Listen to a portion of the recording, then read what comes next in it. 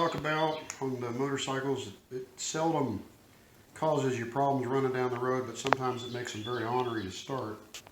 The choke circuit on modern motorcycles isn't really a choke. In the good old days, a choke was something that went across here just like you're putting your hand on it.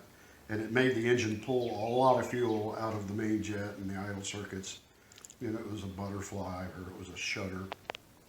It's not really a choke on a modern motorcycle, but we use the term anyway. It's an enrichment circuit, and it also adds bonus air. So in this Mikuni that we started with the other day, with the slide, a round slide Mikuni, when the slide's all the way down, there's not much air getting into that engine. That little tiny gap right there, you can see it, that's idle, and it's a pretty small aperture. So there's a lot of vacuum. But if you look in the carburetor, you see there's a hole over here on the side. So there's a bypass around the slide. And if I flip open this little valve, which is labeled choke, and the slide's down, then a tremendous amount of air, the engine's pulling really hard, the starter's turning it, it's trying to suck air in, and all it can get it through is that little idle aperture. So it pulls air through this hole, and you can see on the outside of the carburetor exactly what's going on, because they don't want to waste aluminum. They want to keep the aluminum thin, because if you make it thick, it cracks when it cools, plus it's expensive and it's ugly. So right here is where they drilled in, and then they've cross-drilled from over here. And that's the airway feeding the choke circuit, or the fast idle and fuel enrichment circuit, if you want to call it that. So the throttle's down. I flip this little lever. There's a piston down here, and we're going to look at it in a minute. Now the piston pops up, and I got a clear path of air into the engine going around the slide. That's why most Japanese motorcycles with this type of a choke, and Harleys that have this type of a choke, the choke circuit works when the throttle's closed. As soon as you pull the throttle open, you don't have that signal, and you don't have that air rushing through this hole anymore. So you got the throttle down, you flip the choke, and then it has to get fuel also. This little nozzle right here drops down into the float bowl. There's a little well right here. At the bottom of the little well, let's see if we can see it, there's a little cross-drilled hole. So when you've got the bowl off, you're going to try to make sure that, that this passageway is open so that fuel from the float gets over here into this well. There's a little tiny jet in here, and this thing is usually permanently installed in the carburetor. So you want to spray your carb cleaner through here with the choke circuit open, or with the whole choke circuit removed. And you want to make sure that that little hole is open. Same deal, poke it with a little copper wire. It's an emulsion. It's air corrected. To make it pull the fuel better, there's the air bleed right there. So I got fuel coming up the pipe. I got my air bleed right there so that I'm pulling an emulsion. I got a valve, and I got an airway. And this can be calibrated so that it gives the engine enough air to where it'll idle fast. That's the case with the Harley. The Harley, the reason it doesn't have this same hardware here is it's on the cable, because there's a cable attached to the choke.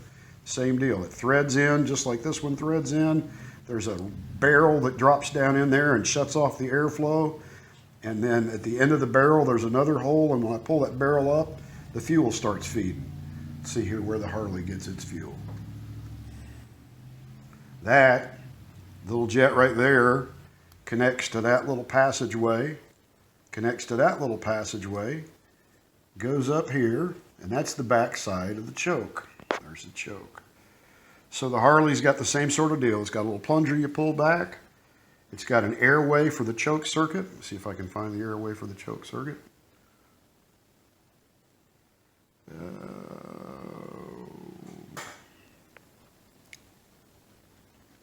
Oh, I know. It steals its air. It steals its air from up here, below the slide. It steals the air from right there, and that air connection feeds the air to the choke circuit. So they have a very small jet, It's usually the third jet in the carburetor. You know, main jet, pilot jet, choke fuel. Main jet, pilot jet, choke fuel. And they have a little air bleed usually. And if this little brass tube goes down into a recess in the float, there'll be a feeder down there, and you want to blow brake cleaner, carb cleaner down through here and see that it's coming up out of the feeder. Now let's talk about the actual mechanism. The reason why is I got burned on this once on a Yamaha Virago. And the guy's Virago wasn't running right. He had plugged up jets and it wouldn't run without the choke on. So he rode it all the time with the choke. So the way this thing works, we'll just do some real quick drawing with my fancy eraser. The way this thing works, the choke plunger oftentimes also has a little metering rod on it. And there's a bore this thing drops into. It's got a fuel hole and perhaps another one like this. And then there's also air involved in all of this. Let's see if I can draw that in there. Not doing too good on my drawing, guys. We've got a big hole here that we're uncovering with this thing. And we've got air. When we pull this piston up, now we got an airway, and we're opening up the fuel. And I think the fuel comes up and then mixes with the air right here. Okay, so on some of them it's a little knob doing the pulling. On some of them it's a little lever. You can take this choke circuit out on a Mikuni and replace it with one that looks like this. Or you can put a cable style one on it like the Harley has. I think this thread is common on a lot of these carburetors. But here's the trick. If you look at the bottom of this little plunger, this is what's regulating the air. I pull it up and now I pull it up and now I got an air path, and I pull this little tip out of this fuel hole, and there's actually a little raised up section right here, and there's a little rubber seal on some of these guys, so that when I drop this guy all the way down, that little rubber seal on the bottom of that choke piston seals against this lip that's machined into the choke circuit. The Virago that I was working on, the guy had run it with the choke open all the time, and it would backfire and sneeze and send a flame back up through the carburetor dozens and hundreds of times, and it burnt this rubber to where when the throttle, after I did all the work I did on his carbs to make his motorcycle work like it should, it still acted funny at idle because it was pulling fuel out of this circuit because this rubber was crispy.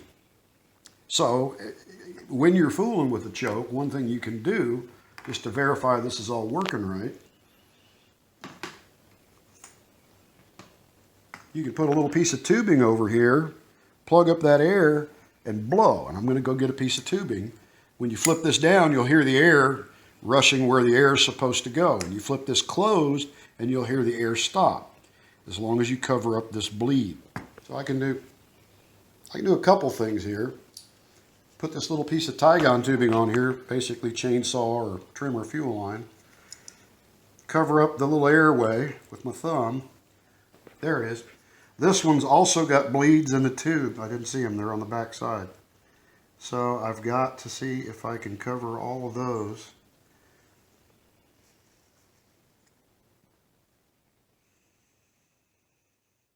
Not working too good.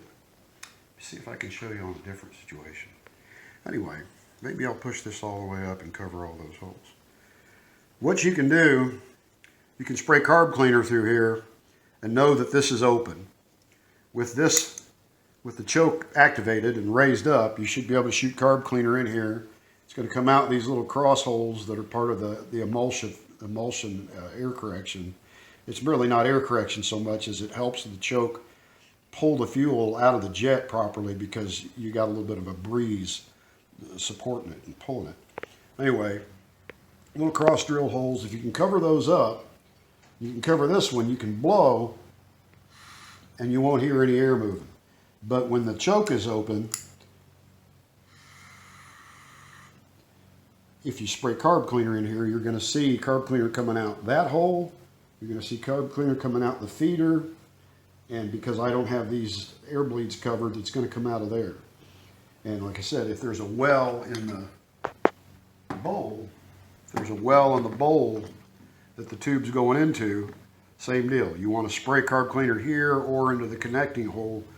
Anyway, this Virago that bit me, it bit me because when you close the fuel and air boost, you close the choke and it was still pulling fuel out of here because there's a seal on the bottom of this. So if you're really thorough, while you've got this piston out, you get under your magnifier light and make sure this piece of rubber is not damaged.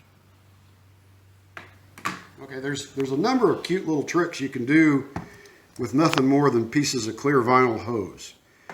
I haven't done a statistical analysis of this, a design of experiments, but here's a, not incarcerated, here's a guided float Mikuni, that we started with, and it's needle and inlet stuff I haven't fooled with. It's unmolested. You hear the floats dropping down. You hear them going up. You can do things like this. You put this piece of Tygon tubing over the inlet where the fuel comes, and you can go. Oh wow, look, it's filling. Because the floats have dropped, they're down. Nothing. You want to know for sure it's nothing? Blow or suck on the hose, and no more funny comments. And stick your tongue over the end of it, and you can tell if it's holding vacuum. Hear that? Okay, so maybe this isn't uber scientific, but the next level is this. You put the carburetor together, and you don't want to go to all the trouble to put it on your motorcycle to figure out if your needle and seat are behaving. Stand this thing up, put it on your workbench, and fill this thing up with carb cleaner, or fill it up with brake cleaner, or some kind of a relatively thin solvent. Don't use diesel because it's too viscous and thick. But something thin, and watch. And if the level in this hose starts creeping down, that means your inlet needle's still leaking, and you didn't have to put the carburetor on a motorcycle to find out. One thing that should be mentioned, this is a standard gun cleaning kit. I would say a rifle cleaning kit. And these are standard copper brushes that come with it. And when you get into certain places in the carburetor, when you pull the emulsion nozzle and the main circuit out of the carburetor, if there's trash in that bore, you know, there's ultrasonic cleaners and lots of ways to clean that bore. But another thing that's really handy is to have a gun cleaning kit and be able to run a copper brush through the carburetor. This might be a good time to pause on the carburetor story, because the things to be learned beyond this are often four-cylinder carbs, or, you know, ganged up carburetors. And all I've got here is single-cylinder carburetors or individual carbs that aren't racked together. So we may take a break from carburetors because we've beat that horse quite a bit, and talk about something else for a couple episodes that's different or more entertaining. And when I've got a set of four-cylinder carbs in front of me, then I'll tell you the details on perhaps how to sync them without synchronizing tools, and things to look for in carburetors that are on a motorcycle, how you get them off the motorcycle on a four-cylinder bike, and how you get them back on the motorcycle is an art. It's like putting the baby back in the mama. So we might do something else for a little while.